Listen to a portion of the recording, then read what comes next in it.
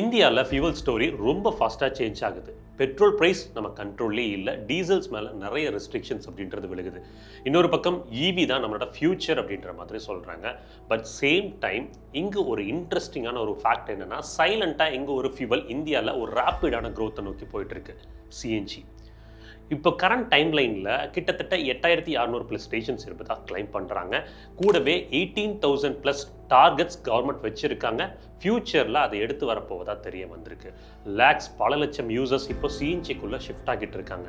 But reality என்ன அப்படின்னு சொல்லி டேட்டா வச்சு செக் பண்ணுறப்போ, நேச்சுரல் கேஸ் அப்படின்றது 50% இம்போர்ட் செய்யப்படுது இங்கே இந்தியாவில். கூடவே லாஸ்ட் ஃபியூ இயர்ஸில் பார்த்தீங்கன்னா சிஎன்ஜியோட ப்ரைஸ் அப்படின்றது கொஞ்சம் கொஞ்சமாக ரைஸ் ஆகி கொண்டே தான் போகுது. அப்போது இங்கே ஒரு கேள்வி ஒன்று வருது இல்லைங்க, பெட்ரோல் டீசலை தாண்டி சிஎன்ஜி அப்படின்றது நம்மளோட எதிர்காலமாக இருக்க போதா, இல்லை அது ஒரு ஜஸ்ட் ஒரு டெம்பரவரி சொல்யூஷனாக இருக்க போதா அப்படின்றது தான் ஒரு மிகப்பெரிய கேள்வி இன்றைக்கி எல்லா மக்கள் மனதிலையுமே இருக்குது. வாங்க வீடியோக்குள்ளே போகலாம். வீடியோக்குள்ளே போய் ஃபர்தராக சிஎன்ஜி தான் நம்மளோட ஃபியூச்சர் ஃபியூவலா, இல்லை அது ஒரு ஜஸ்ட் ஒரு டெம்பரவரி சொல்யூஷனான கிளியராக தெரிஞ்சுப்போம். வீடியோக்குள்ளே ஃபர்தராக போகிறதுக்கு முன்னாடி நம்ம ஜிஎஸ் ஆட்டோமோட்டிவ் சேனலை சப்ஸ்கிரைப் பண்ணாமல் இருந்தீங்கன்னா சப்ஸ்கிரைப் பண்ணி சப்போர்ட் பண்ணுங்கள். அது எங்களுக்கு மேசிவான ஒரு மோட்டிவேஷன் கொடுக்கும். எல்லாத்தோட ரியல் லைஃப்பையும் எடுத்து பார்த்தா நம்மளோட பிக்கஸ்ட் பெயின் பாயிண்ட் ஒவ்வொரு மாதமும் ஃபியூவல் காஸ்ட் தான். நீங்கள் மந்த்லி 8000 ரூபாய் இருந்தது, இன்றைக்கி கிட்டத்தட்ட 12,000லேருந்து 15,000 வரைக்கும் உயர்ந்து கொண்டே தான் போயிட்டுருக்கு. அப்போ எல்லாமே யோசிக்கத்தானே செய்வோம், காஸ்ட்டை கம்மி பண்ணுறதுக்கு எது பெட்டர் ஆப்ஷன் அப்படின்றது. பெட்ரோலை பொறுத்த வரைக்கும் காஸ்ட்லி ஆயிடுச்சு, டீசல் காம்ப்ளிகேட்டடாக இருக்குது, ஈவி எக்ஸ்பென்சிவ். அப்போ சிஎன்ஜி நமக்கு லாஜிக்கலி பெட்டர் ஆப்ஷன் அப்படின்ற மாதிரி தானே தெரியும்.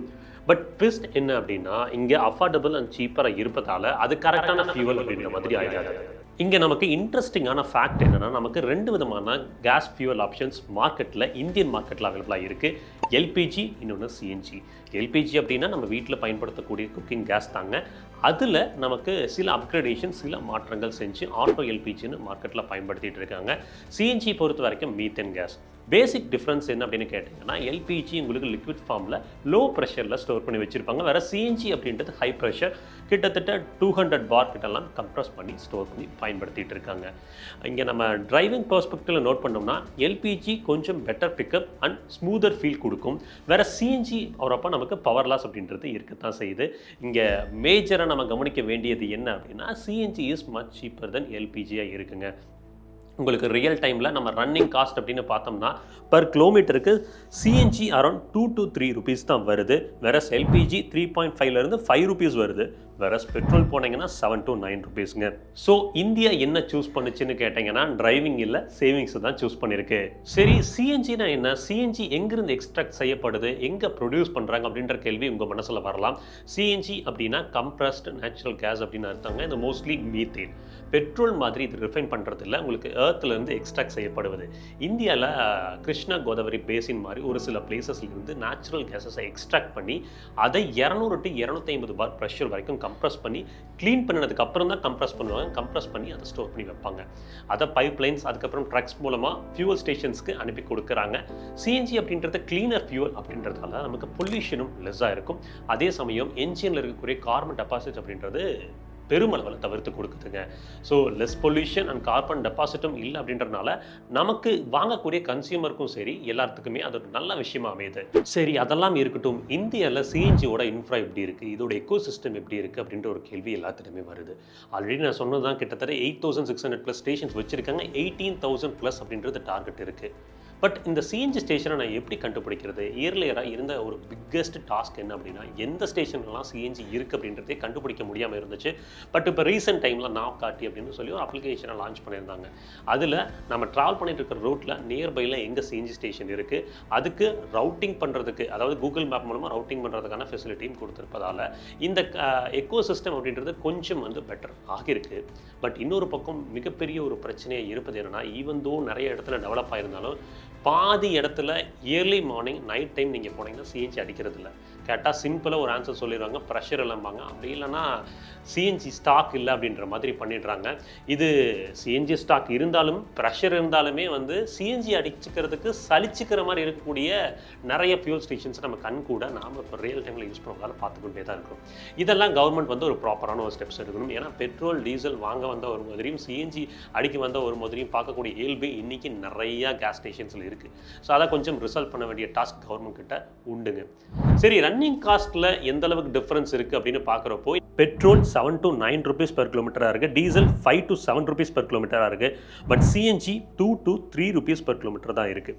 மந்த்லி 5,000 to 8,000 அப்படின்றது சேவிங் அட்வான்டேஜ் இங்கே கிடைக்குது. அதனால தான் மிடில் கிளாஸ் பையர்ஸ் நிறைய பேர் இந்த சிஎன்ஜியை நோக்கி ஓட ஆரம்பிச்சிருக்காங்க.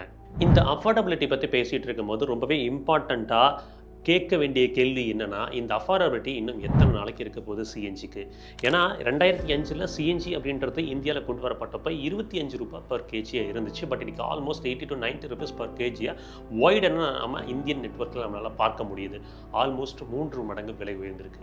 இப்போ சிஎன்ஜியை சீப்பர்னு சொல்கிறத விட பெட்ரோலை விட சீப்பாக இருக்குது அப்படின்னு வேணால் சொல்லலாம். இன்னொன்று இம்போர்ட் டிபெண்டன்சி பற்றியும் நம்ம புரிதல் எடுத்துக்கொள்ளணுங்க. ஒரு மேஜர் இஷ்யூ என்னென்னா, இந்தியா பொறுத்த வரைக்கும் நேச்சுரல் கேஸில் செல்ஃப் ரிலையன்ட் கிடையாது. நாம் குளோபலில் கொஞ்சம் டிபெண்ட் பண்ணி தான் இருக்கும். 50% ஆஃப் நேச்சுரல் கேஸ் அப்படின்றது இம்போர்ட் செய்யப்படுது இந்தியா பொறுத்த வரைக்கும். அப்போ குளோபலாக ப்ரைஸ் அதிகமாச்சுன்னா இங்கே சிஎன்ஜியோட ப்ரைஸும் அதிகமாகிறதுக்கான வாய்ப்புகள் இருக்குது. அப்போ லாங் டேர்மில் சிஎன்ஜியோட ப்ரைஸிங்கில் ஃபுல் கண்ட்ரோல் அப்படின்றது நம்ம கிட்ட, அதாவது இந்தியா கிட்ட கிடையாது. இந்தியா பொறுத்த வரைக்கும் ஒரு மேஜர் கன்சர்ன் என்னன்னா, இந்த நேச்சுரல் கேஸில் கொஞ்சம் செல்ஃப் ரிலையண்ட்டாக, அதாவது யாரையும் டிபெண்ட் பண்ணாமல் இருக்கிற மாதிரி இன்ஃப்ராவாக பில்ட் பண்ணியே தான் ஆகணும். எக்ஸ்ட்ராக்ஷன் அண்ட் ப்ரொடக்ஷனில் அவங்க கான்சன்ட்ரேட் பண்ணியே தான் ஆகணும். காரணம் என்னென்னா, ரீசெண்ட் டைம்ஸில் எத்தனால் பிளெண்டிங்க்கு இந்தியா அதிகம் புஷ் பண்ணி போயிட்டே தான் இருக்காங்க. எத்தனால் பிளெண்டிங் அப்படின்றது நடக்கும்போது ஃபர்ஸ்ட் விஷயம் காமன் மேனுக்கு மைலேஜ் டாப் இருக்குது. இன்னொரு பக்கம் லாங் டேர்மில் வேர் அண்ட் டேர் அப்படின்றது கொஞ்சம் அதிகம். ஸோ அதோட கன்சர்ன் பீப்புள் மனசில் இருக்கு தான் செய்யுது. சிஎன்ஜி இன்னொரு பக்கம் வந்தீங்கன்னா பெட்டரான ஆக்டேன் ரேட்டிங் கிட்டத்தட்ட 120+ இருக்கும். ஸோ கம்பஷன் நமக்கு ரொம்ப கிளீனராக இருக்கும். நாக்கிங் டெண்டன்சியும் குறைவு. ஸோ சிஎன்ஜி அப்படின்னு பார்த்தோம்னா ஒரு என்ஜின் ஃப்ரெண்ட்லி ஃபியூவலாக இங்கே நமக்கு இருக்குங்க.